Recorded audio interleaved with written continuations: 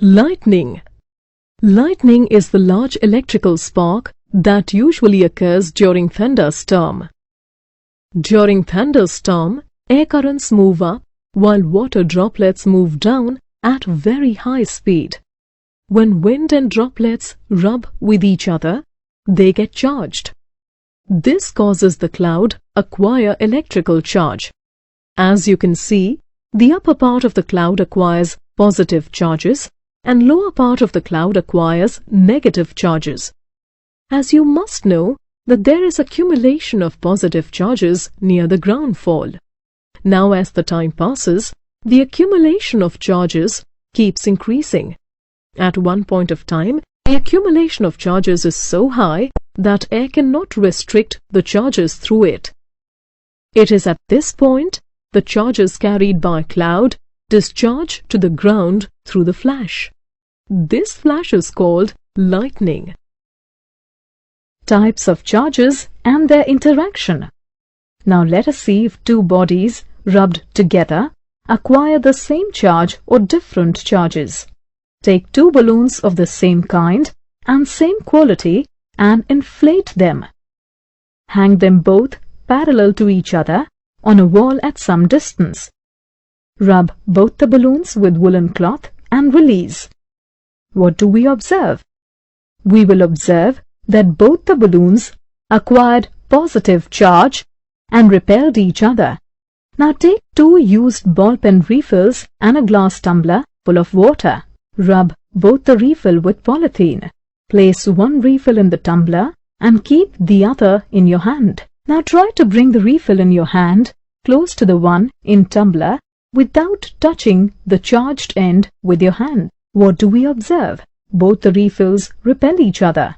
Now take a refill rubbed with the polythene and place it in the glass tumbler full of water. Also, take an inflated balloon rubbed with a woolen cloth. Now try to bring the balloon close to the refill without touching the two. What do we observe? We will observe that the balloon and refill attract each other.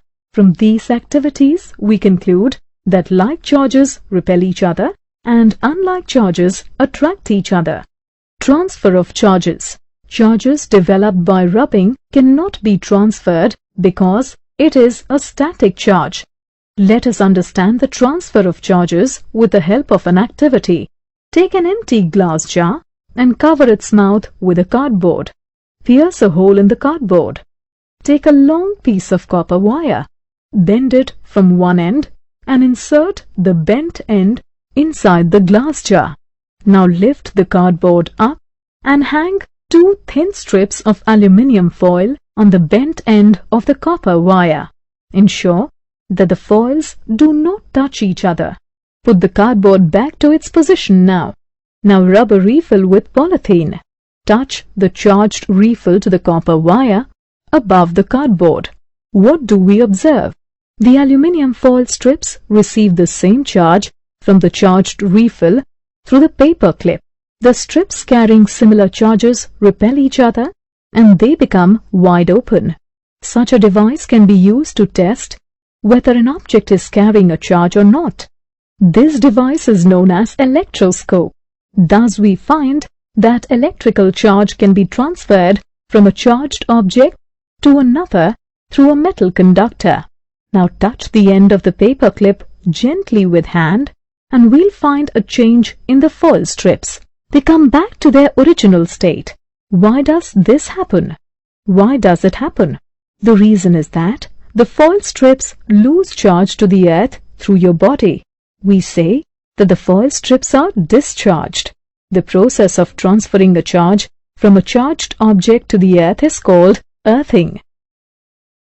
Lightning conductors. Lightning conductor is a device used to protect buildings from the effect of lightning. A metallic rod, taller than the building, is installed in the walls of the building during its construction. One end of the rod is kept out in the air and the other is buried deep in the ground. During lightning, it allows the spark and charges to pass through it to the ground and gets discharged.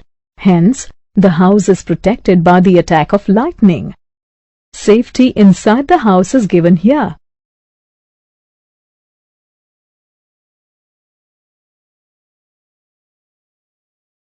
Safety outside the house is given here.